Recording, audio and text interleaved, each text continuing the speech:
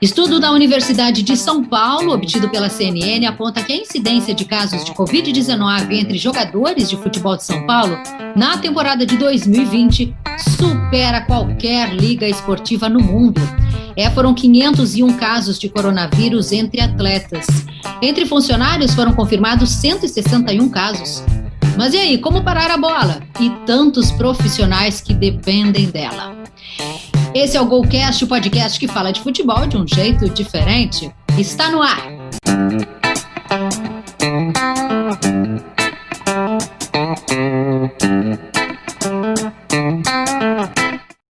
Participam com a gente o presidente da GolManage, Luiz Henrique Nunes, e também o jornalista Norton Capel.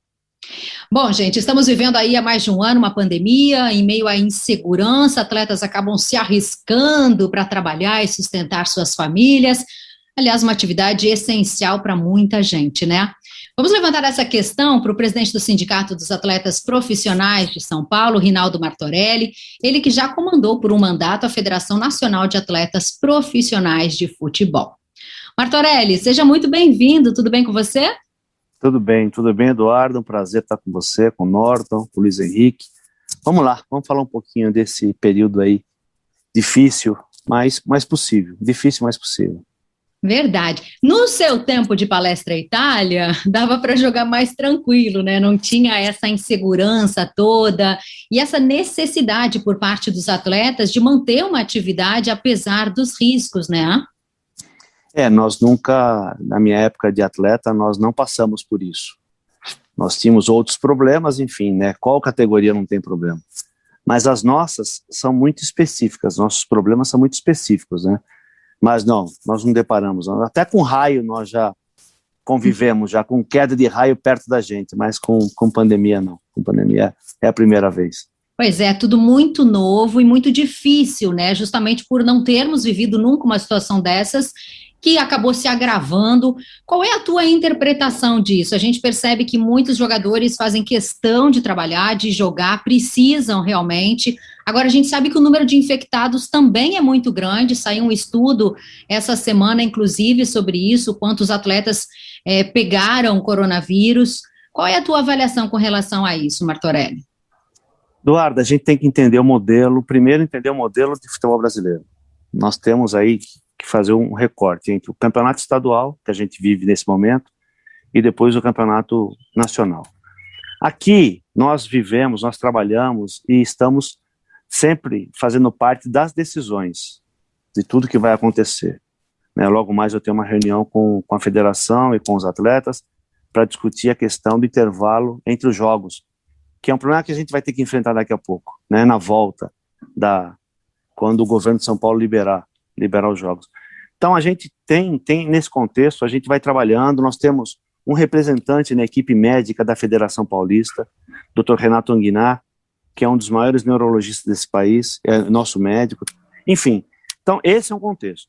É legal que quando a gente vai para as reuniões, que eu participo de todas, o que se coloca na frente é o respeito à vida e à saúde das pessoas, de todo mundo que está envolvido. Então com base nisso, que a gente vai tomando as decisões. Às vezes até de retroceder em alguma decisão que já tinha sido tomada. Então isso é legal. Então dá para a gente, né, trabalhar bem e com confiança nisso. E não é isso que acontece na CBF. A CBF simplesmente tem um calendário, ela tem lá os seus compromissos comerciais e quer que esse calendário seja cumprido de qualquer jeito. E isso é um problema. Então aqui em São Paulo a gente tem um contexto, nós estamos inseridos e estamos trabalhando para que a coisa continue.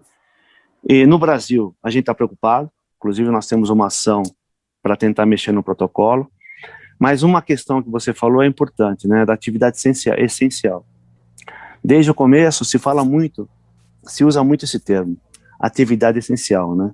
É lógico que esse termo é para caracterizar aquelas pessoas que estão trabalhando em prol da sociedade, né? Então é atividade essencial para a sociedade, mas não dá para a gente desconsiderar que a nossa atividade é essencial para a gente, né? Então o atleta, ele precisa trabalhar, porque senão ele não come.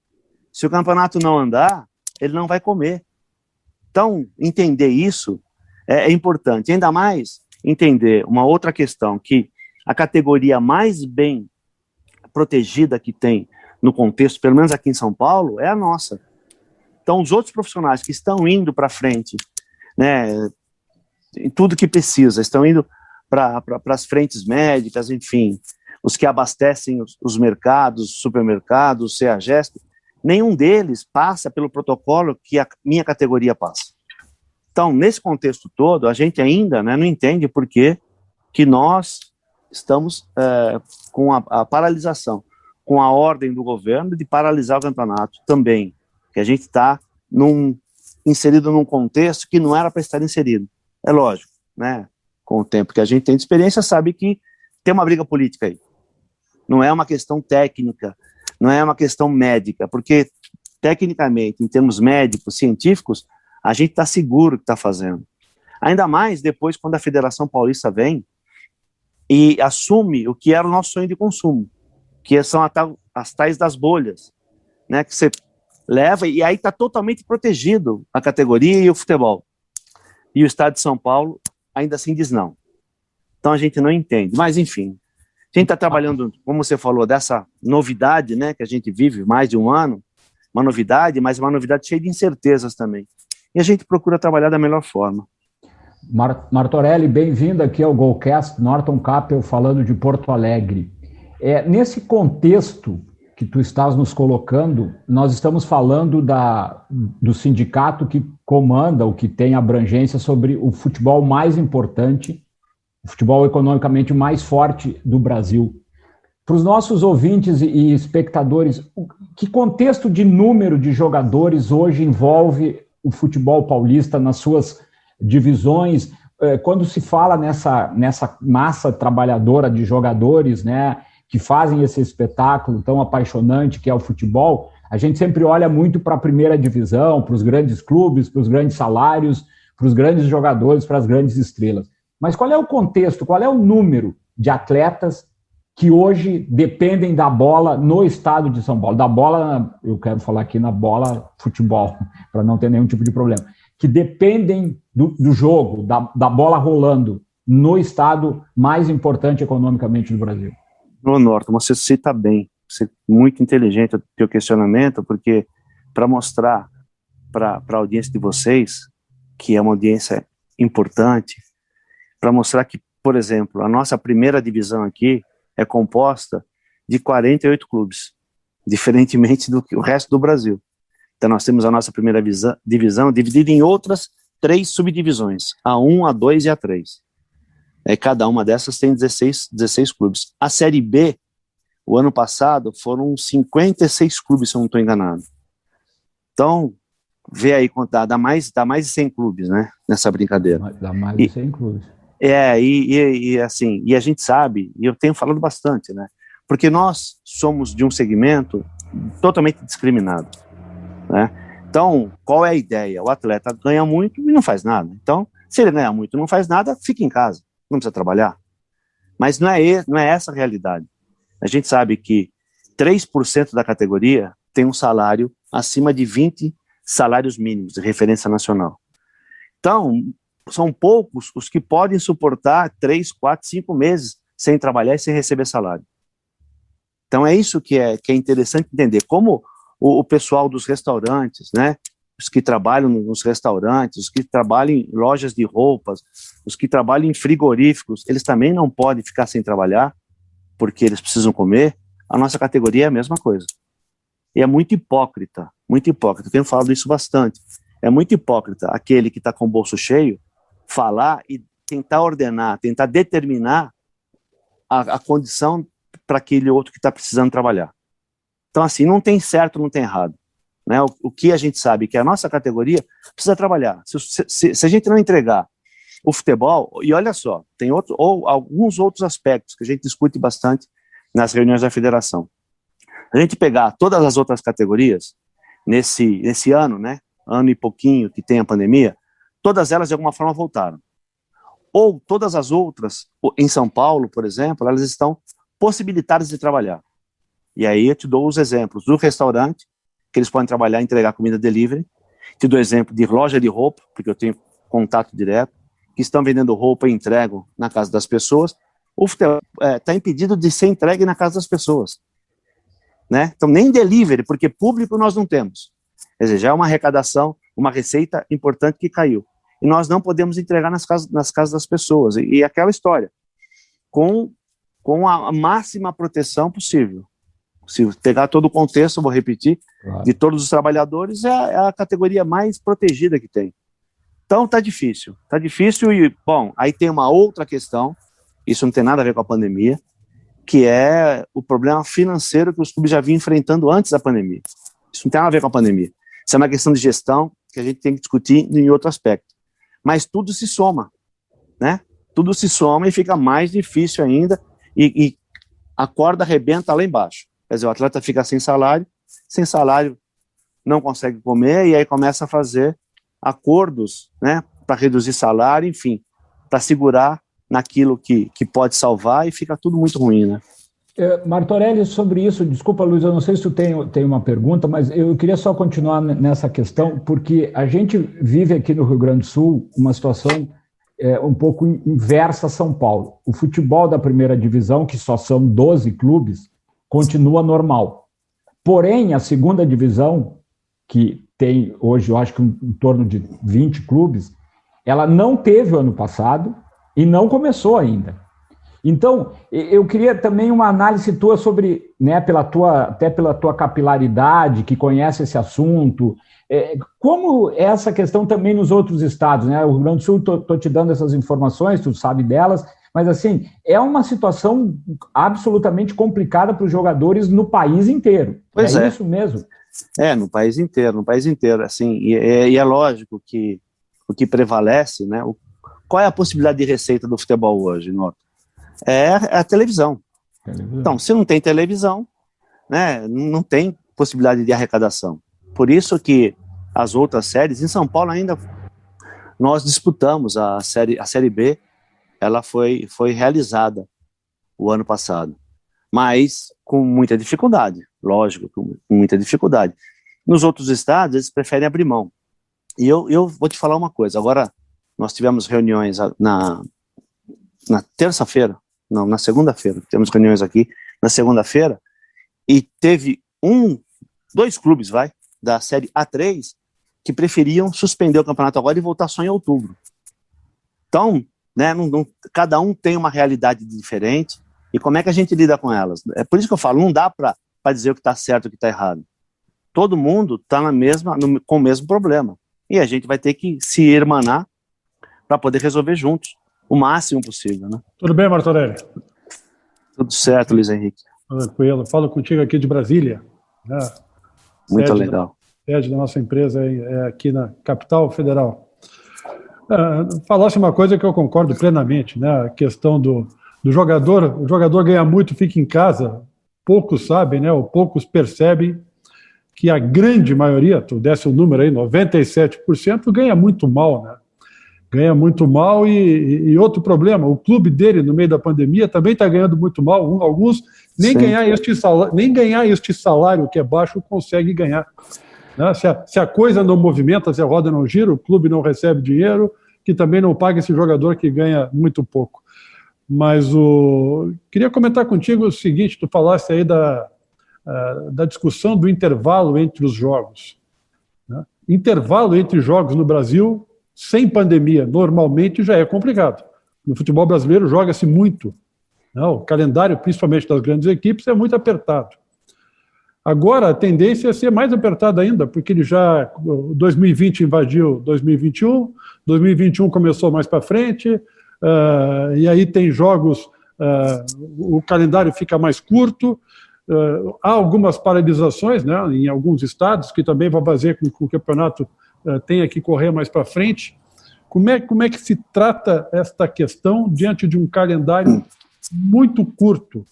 E uma outra questão que me parece assim, isso para mim incomoda muito, eu vi que São Paulo não pode ter jogo em São Paulo, mas aí o show continua, as partidas continuam, e aí nós vamos jogar, né, vocês paulistas, né, os clubes paulistas vão jogar no Rio de Janeiro, vão jogar em Volta Redonda. E eu não consigo perceber como é que isso pode fazer bem para alguém. Pegar duas equipes, né, colocar dentro de um ônibus ou dentro de um avião, ficarem ali no espaço se deslocando por algum tempo, chegar muitas vezes num estádio muito mais acanhado, com um vestiário muito menor, com uma estrutura muito menor, para aquelas duas equipes entrarem num campo vazio e jogarem, se poderiam jogar num estádio maior em São Paulo. Essas incoerências do calendário, do aperto, desse deslocamento, enfim, aquilo que já é complicado, muitas vezes para nós, parece ficar ainda mais complicado. Sim, como eu disse, o problema da proibição dos jogos em São Paulo, ele é político, ele não é médico. E aí empurra para essa questão de como tem a necessidade da continuidade da competição, porque senão, né, vai piorar mais para frente. Então, uma das alternativas é jogar em outros estados. Mas uma das coisas que a gente tem tratado também nas reuniões, assim, vai jogar em outros estados, há essa disposição dos clubes, porque os clubes se dispuseram a fazer isso. Então, que se faça da forma mais segura. E aí você falou, são duas formas, né? Você vai de avião, aí não tem como, né? São poucos os clubes que têm condição de fretar um avião particular para poder levar todo mundo. Então, vai de ônibus. Vai de ônibus, que é o ambiente mais seguro. Então, enfim, fazer os encaixes dentro das necessidades. E quando você trata da questão do intervalo entre os jogos, o que a gente há bastante tempo defende. Eu estava falando em off para vocês, sou de São Caetano do Sul, aqui, né? E a minha família toda trabalhou na General Motors. Eu, inclusive, comecei jogando lá. Por que eu estou falando isso? Porque eu entendo que a fábrica, ela trabalhava 24 horas. O que mudava nos turnos, né? Cada um trabalhava um turno, eram 3 turnos de trabalho. Então, nós nunca quisemos impedir que o clube pudesse participar de quantas competições ele achasse conveniente. Agora, por uma questão de saúde, ele tem que poupar o atleta entre uma e outra. É aí que entra a briga, né? Você vê, o Palmeiras, ele foi agora, né? Que é um dos casos. Aliás, Luiz Henrique, são poucos dos clubes que acabam tendo excesso de jogos. Se a gente for analisar, são 5, 6 clubes no Brasil que têm excesso de jogos. O resto está na outra ponta. Tem escassez de jogos. Mas, enfim, se você pega os clubes como o Palmeiras, como o Santos, que chegaram no final da Copa, na Copa do Brasil, o Palmeiras, principalmente, né, que chegou na final de tudo, tem que ter mais elenco. Não tem jeito. Se quiser ter mais resultado, tem que ter mais elenco. Agora, o clube não pode sair para disputar todas as competições e depois jogar a culpa no calendário. Porque não tem data. Não tem mais. O ano são 12 meses, não tem 14 meses, 15 meses no ano. São 12 meses. Então, é isso. Como é que a gente trabalha isso? E nós não queremos nunca interferir na vontade do clube. Mas que ele, aí sim, trate de proteger o atleta, porque um atleta desgastado, né, e nós que estamos na bola, a gente sabe, um atleta muito desgastado, ele pode sofrer uma lesão, e uma lesão que venha tirá-lo da sua carreira, tirá-lo do seu sustento. Então, a gente ainda, infelizmente, tem que discutir essas coisas aqui, Luiz Henrique, e como a gente faz essa composição. E, aliás, o modelo que nós temos aqui no Brasil é único, né? Não tem nenhum outro país do mundo que tenha um modelo de futebol como o do Brasil. Então, não dá para tratar as coisas do mesmo jeito que é tratado na Europa ou na Argentina, não dá. Nosso modelo é único, nós teríamos que pensar de forma diferente, mas, infelizmente, a gente não pensa. E são poucos os clubes, né, que têm uma estrutura capaz de identificar ou de prevenir lesões, né? A maioria Sim. Não tem. A maioria não tem.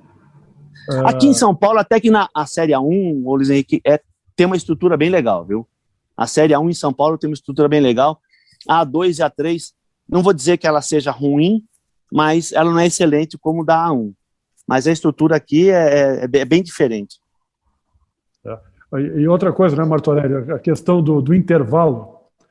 Alguns clubes não cuidam, né, ou não têm condições de cuidar, aí, entre aspas, dos seus atletas, mas muitas vezes as próprias federações ou a confederação, ela burla a lei, marcam jogos com intervalo menor do que a lei obriga, né?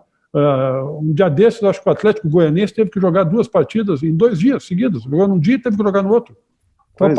Copa Verde, Copa do Brasil, se não me engano, o Campeonato Goiano, não sei. Né? Os próprios legisladores, quem comandam, os que comandam, marcam furando a lei. Né? Então, o que você está falando, Luiz Henrique, é uma coisa que eu discutia na CBF quando eu era presidente da Federação Nacional, e ainda, agora, através de ofício, eu fico mandando para eles. Quer dizer, não dá para a CBF simplesmente delegar para as federações estaduais seus campeonatos, né, e monta o campeonato regional, o campeonato nacional dela, com o calendário nacional, e obriga todo mundo a participar, sem que uma coisa esteja ligada à outra. E ainda considerando, por exemplo, vocês falaram aí, que no Rio Grande do Sul a primeira divisão são 12 clubes, aqui são 16. Né, os 16 que participam de todas as competições dos campeonatos nacionais. Quer dizer, a Série A1 aqui em São Paulo, todos têm calendário nacional depois. A A2 e A3 não. Então, imagina, se você for um pouquinho mais para cima, aí tem estados que tem 8 clubes na primeira divisão. Então não dá para você fazer um calendário nacional e delegar para o resto. Tem que fazer tudo encaixadinho, mas ela não se dá esse trabalho. Infelizmente, não se dá esse trabalho.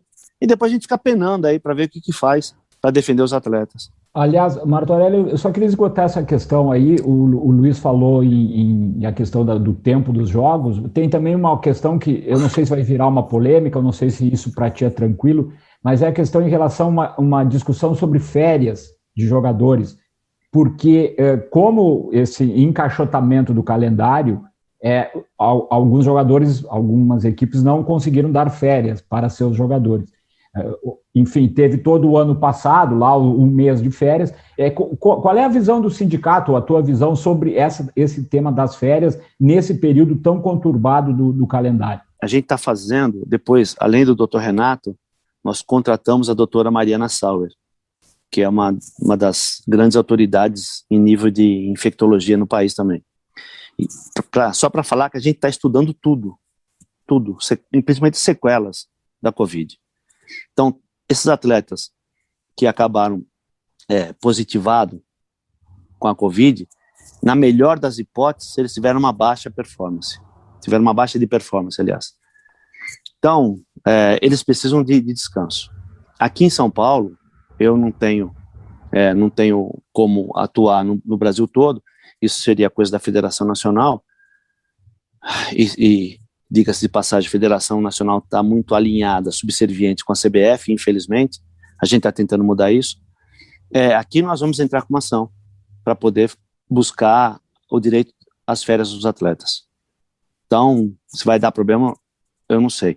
Por que nós não fizemos antes do campeonato estadual aqui?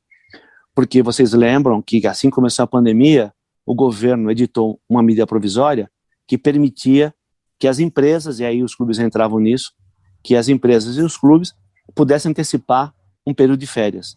E aqui em São Paulo, quase todos anteciparam. Sim. Então, para que não houvesse nenhuma controvérsia jurídica, a gente está esperando acabar o estadual, porque aí já passou mais de um ano, né? A gente vai esperar acabar o estadual e vai ingressar com a ação. E aí depois o que vai acontecer em termos de campeonato nacional, eu não sei. Por isso que eu falo que a CBF, ela peca em deixar assim tudo solto. Cada um fazer o seu trabalho e ela não conseguir fazer intermediação e juntar tudo, enfim.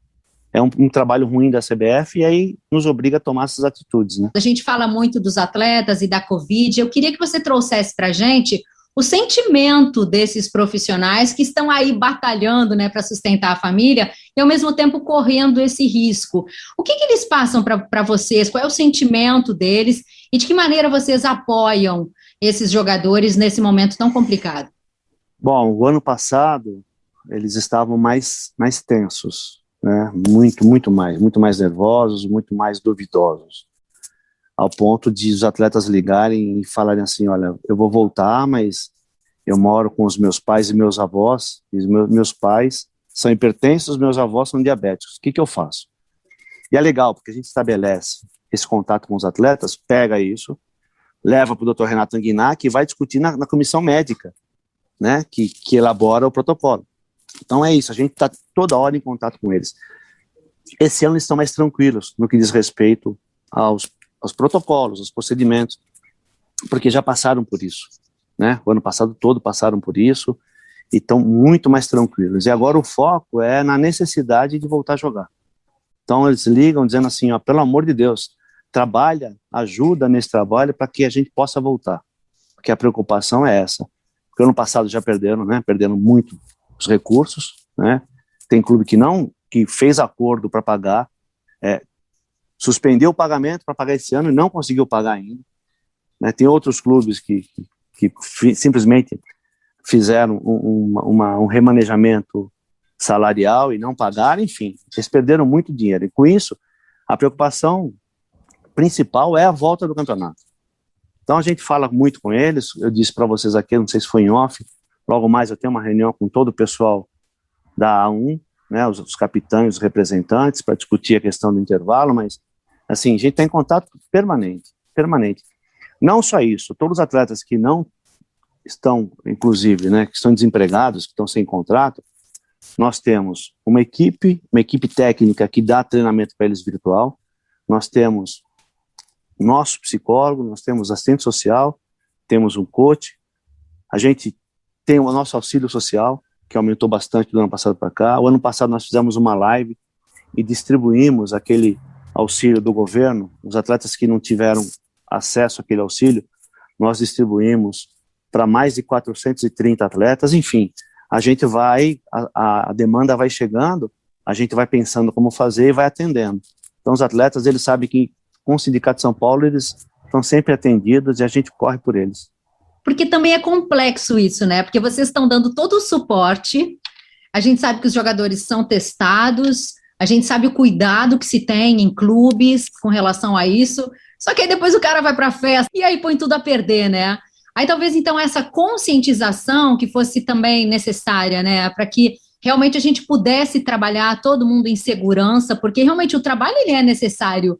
O bingo não, eu acho. Mas não, talvez nem o bingo, nem a balada, né? Nem a balada, eu não ia chegar tão longe, mas realmente. Mas vamos né? pensar, então, assim, essa conscientização. Vamos pensar, porque eu converso muito isso com eles. Vamos pensar, lógico que tá todo mundo saturado de ficar em casa, né? Nós somos um povo de contato, né? Eu sou de uma família numerosíssima e faz mais de um ano que eu não tenho contato, né, afetivo com ninguém, é só via internet. Mas a gente tem que segurar, eu falo para eles, a gente tem que segurar a onda, não tem como. Mas isso tinha que ser rebatido no clube, né? Quem está em contato com eles o tempo todo é o clube. Então esse trabalho educativo, tem que ser o clube, falar, moçada, não pode, por causa disso, presta atenção, é o que a gente faz aqui. E aí fica para nós o papel do chato, porque quando eles entram em contato com a gente, sabe aquela coisa do pai chato, da mãe chata? Quando eles entram em contato por alguma demanda, aí a gente aproveita para falar. Então, quem é que quer toda hora ficar escutando isso? Fala. Então, o clube, que ele tem muito mais tempo com o atleta, ele teria maior capacidade desse trabalho educativo, né? E, infelizmente, se a coisa tá escapando, porque os clubes ainda estão falhando nisso também. Martorelli, deixa eu mudar um pouco aqui do nosso tema. A gente está falando de uma dificuldade que os clubes já vinham enfrentando e que a pandemia potencializou, né? Falamos da crise, da dificuldade de pagar, tu fizesse citações aí de clubes que não estão conseguindo honrar seus compromissos, que antes da pandemia às vezes já acontecia muito. E tem um outro assunto aí que começa a fervilhar nos clubes. Nós tivemos um entrevistado aqui recentemente que nos comentou, se tornou presidente de uma Associação Brasileira de Clubes, que nos comentou sobre a questão da Lei Pelé e os famosos 4 anos de contrato dos jogadores, que na visão dos clubes e desse presidente, o Batistotti, passa a ser um fardo muito grande em relação a ter um atleta vinculado por 4 anos. Muitas vezes o desempenho do jogador cai e ele tem que continuar recebendo a mesma remuneração. Esse é um ponto que vai ter atrito também com os atletas. Qual é a postura e qual é a posição do sindicato em relação a esse tema? Porque acho que haverá uma movimentação grande dos clubes em relação a esse tema e que foi uma conquista histórica, né, dos jogadores brasileiros e que agora começa a ser questionado. Norton, é interessante a tua questão, vamos pensar um pouquinho. Aliás, para contextualizar, o primeiro projeto que acaba com o passe, que na verdade virou um projeto de lei, pelo então deputado iniciante Arlindo Quinalha, que depois virou, né, presidente da Câmara e tudo, que tirava a indenização do artigo 11 da 6354 lá atrás. Era a única coisa, né? O atleta, ele ficava preso ao clube sem contrato, hoje o atleta fica preso ao clube com contrato, né? É que os clubes, eles ainda vivem naquele saudosismo de ter o atleta preso sem contrato e sem pagar salário. O passe significava isso. Eu passei por isso. Eu fiquei 1 ano e 7 meses preso, sem receber salário, sem poder me transferir, e com propostas de 4 outros grandes clubes, São Paulo, Corinthians, Botafogo e Flamengo. E não podia me transferir. E já era pai de 2 filhos. Então, eu acho que essa é uma questão que está superada, né? Ninguém mais quer isso. Quando a gente vem para a situação atual, qual é a gritaria? Existe uma cláusula penal que pode dar segurança na relação, né? Quando acabou o passe, nós, naquela negociação, nós achávamos razoável que houvesse uma cláusula penal para essa segurança. Só que começou a andar um pouquinho e os clubes não pagando salário, eles tinham que pagar a cláusula penal. Aí fizeram um lobby em Brasília, para que a cláusula penal fosse paga só pelo atleta. Aí nós começamos a nos opor a isso. Bom, passado esse tempo, em 2011, houve uma alteração na lei, que aí vem uma cláusula penal para o clube e uma cláusula penal para o atleta, que é a indenizatória e a compensatória. A indenizatória pode ser estabelecida até 2.000 vezes o salário do atleta. Essa o atleta paga. A compensatória, que o clube paga, até 400 vezes. Nós temos, no sindicato, mais de 500 contratos. Só um contrato foi estabelecido a cláusula para o atleta receber. Os outros contratos não têm a cláusula para o atleta receber, porque pode ser estabelecido. Agora tem a cláusula para o atleta pagar. Então, o que nós fizemos lá em 2011 também? Conseguimos colocar na lei um pagamento indenizatório mínimo, que é até o fim do contrato. Se não tiver estabelecida essa cláusula, o clube tem que pagar o atleta, tem que indenizar o atleta até o fim do contrato. Os clubes também não querem isso. Então eles não querem nada. Eles querem a volta do passe. E a volta do passe é impossível a volta do passe hoje. Agora, aqui em São Paulo, nós estamos negociando mais uma vez a convenção coletiva. São questões que a gente tem que enfrentar numa convenção coletiva. Não dá, porque a lei, a norma desportiva, ela fere a norma trabalhista. E aí no conflito vira esse samba do pirulho doido que a gente tem vivido. Então, e os clubes também se negam, eles são ruins em negociação. Né? Se a gente for para o mundo do futebol moderno aí, Itália, Espanha, Holanda, Alemanha, tudo é negociação coletiva.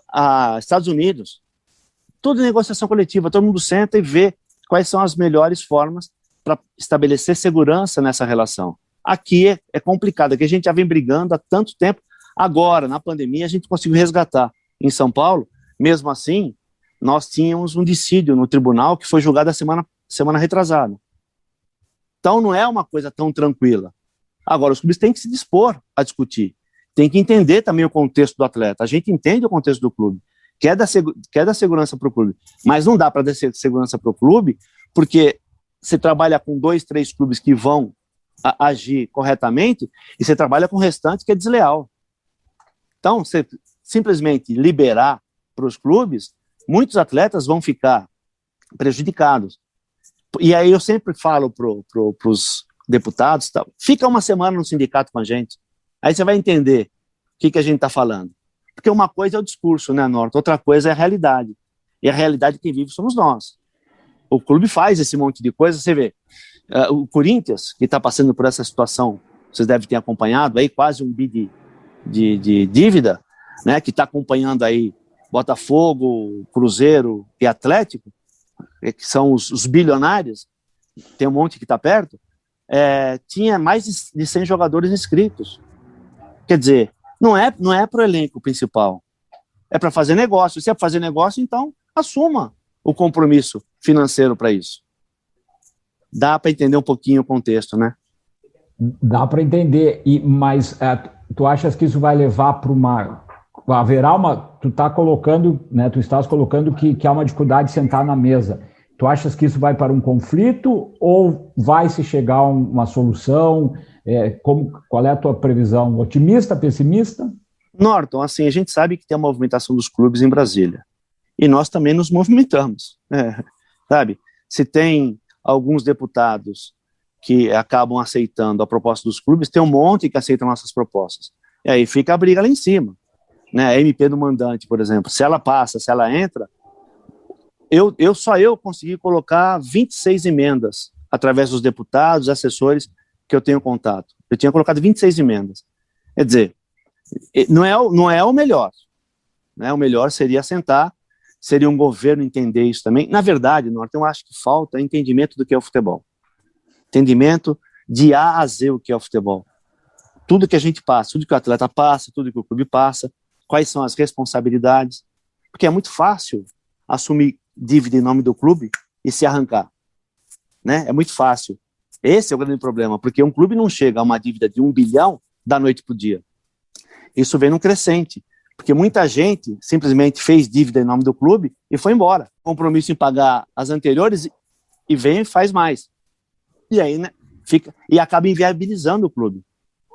Não sei se vocês viram a entrevista do Montenegro no final do ano do Botafogo, dizendo assim, Botafogo não tem dinheiro para pagar a conta de luz. Se você pegar o pessoal do Vasco, a mesma coisa. Se você vier aqui na Portuguesa de São Paulo, que era um grande clube, eu quando jogava contra a Portuguesa era clássico em São Paulo, sim. E a Portuguesa está à beira da extinção. Hoje tem um presidente que está fazendo esforço danado para recuperar a Portuguesa, mas é muito difícil porque todos os créditos estão penhorados e bloqueados. Enfim, a conta um dia chega, né? É isso que eu tenho que falar para os clubes, a conta um dia chega. Martorelli, eu gostei muito da sua expressão aí sobre o futebol, conhecer o futebol de A a Z. É o que o Golcast tenta fazer. Nós estamos tentando descobrir e questionar o futebol brasileiro fora de campo de A a Z. Por aqui muito passam legal. Todos os convidados de todos os segmentos do futebol. Então, gostei muito da tua expressão, porque ela é um pouco do nosso Golcast, que é justamente discutir futebol sobre a visão do jogador, do clube, de quem faz marketing, televisão, enfim. É realmente como a legislação, ela influencia isso. Eu acabei uma pós-graduação agora na FGV, e eu fiz meu tema dessa pós foi esse aí. Como que a legislação influencia na gestão dos clubes. Ela tem influenciado muito mal a gestão dos clubes, né? Porque os políticos, todo mundo é torcedor, e todo mundo acha, é aquela coisa, né? Acha que você sendo benevolente com seu filho, ele vai ser grande coisa, e não vai. Na melhor das hipóteses, vai ser um baita fracassado, né?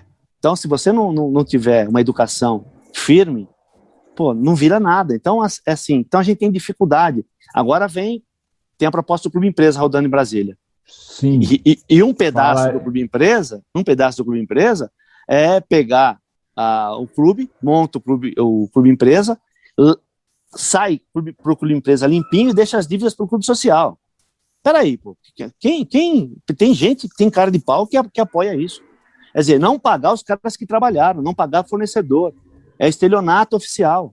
Tem gente que acha isso normal.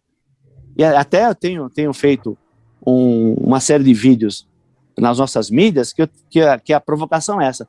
Você é a favor ou contra a extinção do futebol brasileiro? Porque o torcedor, ele apoia o clube quando ele fala assim, vou contratar o Rummenigge, o Beckenbauer, o Pelé, o Maradona, o Rivelino, os caras batem palma. Só que quando chega a conta, meu amigo, e nós nos lembramos bem, um tempo atrás, uns 10, 15 anos atrás, os torcedores falavam assim, eu queria ter um presidente como Eurico Miranda. O Eurico Miranda defende o clube dele, e eu falava, olha, você não sabe a bobagem que você está falando. Pergunta para os vascaínos agora, fala o nome do Eurico Miranda agora, pra você ver a situação que o Vasco está. Dispensou mais de 400 funcionários e acha que essa conta não vai chegar? Lógico que vai chegar. Não tem jeito. Como tem chegado no Cruzeiro todo o tempo, como tem chegado no Atlético, como tem chegado no Fluminense, como tem chegado em todos os clubes, que simplesmente dispensam jogadores. Não tem a capacidade de sentar e conversar com eles. Aliás, essa coisa dos 4 anos seria, como eu falei, nós teríamos que enfrentar numa convenção coletiva. Mas não simplesmente, o atleta tem 4 anos de contrato, 2 anos, troco o treinador, porque também chega o treinador que não vai com a cara do cara, o cara às vezes está produzindo, né? Chega o treinador, ele quer mandar o cara embora, e aí simplesmente você quer mandar o cara embora sem pagar nada. Também não é assim, né? Então a gente tem que criar um meio que fique razoável para todo mundo. Mas os clubes, infelizmente, não querem. Eles querem simplesmente, vai embora, não te pago nada, tá tudo certo. Então fica complicado, né? Martorelli, tu citasse outros países, né? Alemanha, Holanda, Itália, enfim, outros. Questão das negociações, né? As negociações não ficam mais fáceis e mais claras quando a gente vê com clareza quem está negociando, quem defende o quê. As mesas de negociação no Brasil não tem gente demais, né? O Norton comentou aí que nós entrevistamos o Batistotti, que é da Associação Brasileira de Clubes de Futebol, também com o presidente da Liga do Nordeste. Tem uma série de associações defendendo a sua região, os seus clubes, associações diferentes, alguns com interesses diferentes. Quase todos eles, para não dizer todos, né, dizem que não podem ou que não devem bater de frente com a CBF. Tu disseste numa entrevista que eu ouvi ou li, não lembro, que além do trabalho da CBF ser ruim, não tem diálogo, né? Quando eu li isso, eu fiquei pensando, será que a CBF, quem trabalha com clube, associações de clube, não querem bater com a CBF, mas a CBF não tem muito diálogo com quem está devendo atleta. A CBF se preocupa demais com clubes e não liga para quem realmente entra em campo, bota a chuteira e entra em campo. E outra coisa também, em São Paulo, né, alguns meses atrás, eu acho, surgiu outro sindicato, que é o sindicato do município, né, também para defender jogadores de futebol do município de São Paulo. Aí eu imagino que possa haver um conflito ou não, né, porque o estado de São Paulo, o município de São Paulo, grandes clubes, né, Corinthians, Palmeiras, São Paulo, estão no município, também estão no estado. Não tem gente demais defendendo coisas demais, ou coisas diferentes, ou falando diferentemente. Isso não cria uma confusão na hora de se tomar uma decisão? Ô, Luiz Henrique, eu sabia que esse programa tinha gente inteligente, né? Eu não sabia que tão ligado assim, tão focado. Vamos começar do sindicato municipal. Na verdade, o que acontece? Eu faço um trabalho que eu venho propondo negociação, esgotamento de negociação, desde muito tempo. Só que eu não me curvo aos interesses dos clubes. Eu não me curvo. Eu me curvo ao equilíbrio. Então, tanto é que eu não estou tentando voltar agora para a Federação Nacional, que eu sou membro fundador, né? Porque, como eu disse, a Federação Nacional está muito alinhada de forma subserviente com a CBF. Sem querer te interromper um parênteses, eu acho que o teu sindicato não está hoje na FENAPAF, está? Sim ou não? Então, não está e está. Eu sei, porque eu fui expulso, depois ele reintegrou internamente, sem avisar ninguém, e está uma confusão. Bom, então vamos lá. Eu com isso, algum tempo atrás eu fiz? Quando a gente negociou o Profut, a gente conseguiu colocar lá no final, na última semana, que o ministro era o Jorge Hilton, um mineiro, a gente conseguiu colocar que clube que aderisse ao Profut, ele teria que pagar as contas em dia, os salários em dia dos atletas, né? Tinha lá um monte de benefício, vai parcelar suas dívidas tributárias e previdenciárias pro resto da vida, mas pelo menos vai ter que pagar em dia. E as federações e a CBF tinham que exigir esse comprovante. E ela não estava fazendo isso, nem a Federação Paulista, nem a CBF. Eu tentei conversar com eles, mandei ofício, não me responderam, eu entrei com ação, tanto contra a Federação Paulista, contra a CBF, né? Obrigação de fazer. O que os clubes da CBF, todo mundo fez? Eles foram para Brasília e conseguiram a inconstitucionalidade no artigo, que é uma vergonha. O STF, uma vergonha em termos esportivos, então nem se fala, é vergonha e meia. Bom, é lógico que quando cai uma petição na cara da CBF e da Federação, ninguém gosta. E aí começa o movimento contra mim. Então esse sindicato é um movimento que surgiu dentro da Federação Paulista, para tentar tirar o poder do sindicato estadual, entendeu? Para ficar tudo entre amigos. Só que eles já foram pro Beleléu. já foram beleléu porque não vai brigar com a gente, né? A gente está há bastante tempo aí, conhece um pouquinho, eles não conseguiram registro, a gente impugnou o registro deles em Brasília, enfim, já se juntaram na FENAPAF, o tal presidente é um cara que está muito presente junto com o presidente, o ex-presidente que foi destituído da FENAPAF, e aí ele está na diretoria da FENAPAF, uma confusão danada, mas é por isso. É porque a gente trabalha aqui e não simplesmente se curva à vontade deles. Estava falando da CBF. A CBF faz parte desse mecanismo aí também, com o FENAPAF, com o Sindicato Municipal de São Paulo, porque eles querem tudo para eles. Pra você ter uma ideia, quando eu era presidente da FENAPAF, nós entramos com uma ação, depois daqueles problemas que aconteceram em 2013, se eu não me engano, 2013, 2015, que os clubes foram jogar fora, depois encavalou os jogos, o Internacional estava no meio, Internacional, Santos, enfim. Nós entramos com uma ação e tivemos uma decisão favorável que entre os jogos, o intervalo, tinha que se respeitar 72 horas para os atletas, né? Ok, aí a CBF, era o momento ainda do Marco Polo, eu me dou muito bem, eu falava direto com ele, aliás, conversando bastante com ele, consegui convencê-lo de muitas coisas, que é na base do convencimento mesmo, de mostrar o que é melhor para o futebol. E o Rogério é que tentava negociar comigo um acordo naquele processo. Então ele dizia, então vamos baixar para 66 horas. Falei, ok, o que a gente ganha? Mas como ganha? Bom, você está querendo que eu ceda direitos? Eu não vou ceder direitos.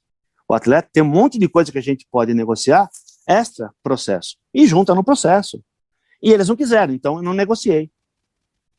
Assim que eu saí, o presidente que foi destituído, a primeira coisa que fez foi lá e cedeu esse direito. Cedeu esse direito e pior, a multa, ainda ele aceitava uma multa de descumprimento de R$6.000.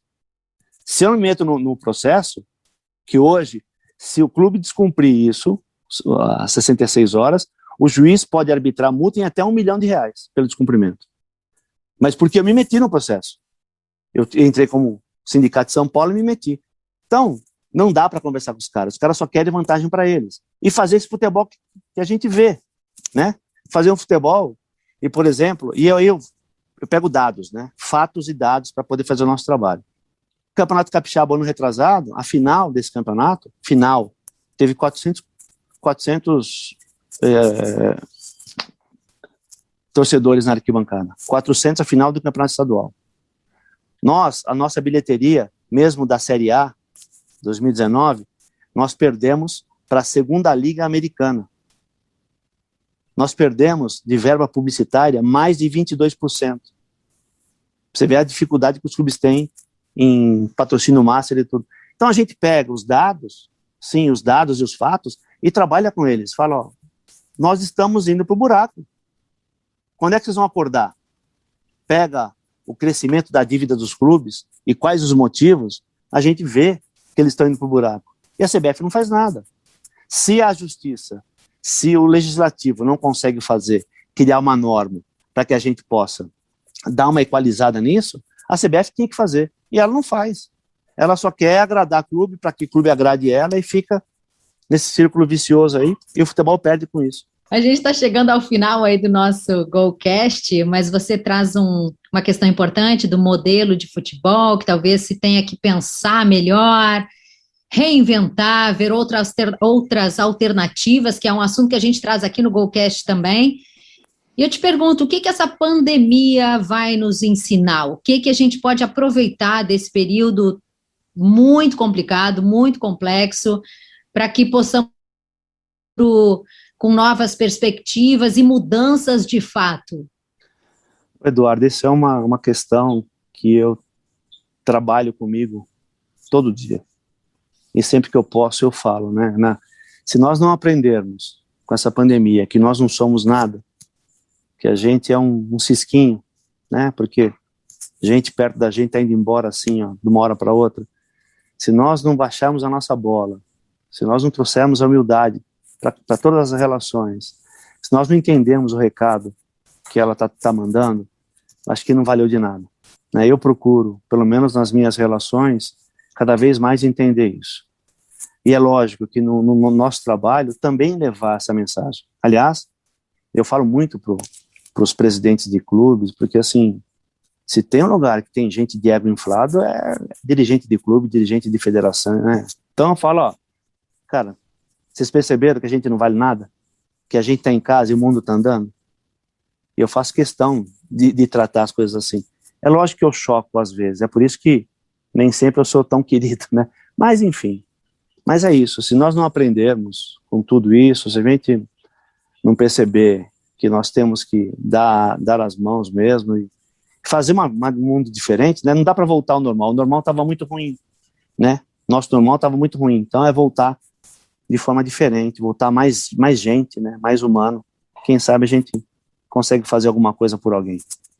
Quem sabe, por mais união dos clubes, dos atletas e da categoria de modo geral.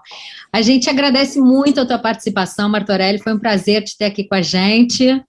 Pô, e boa sorte, né? Que baita desafio que você está encarando aí.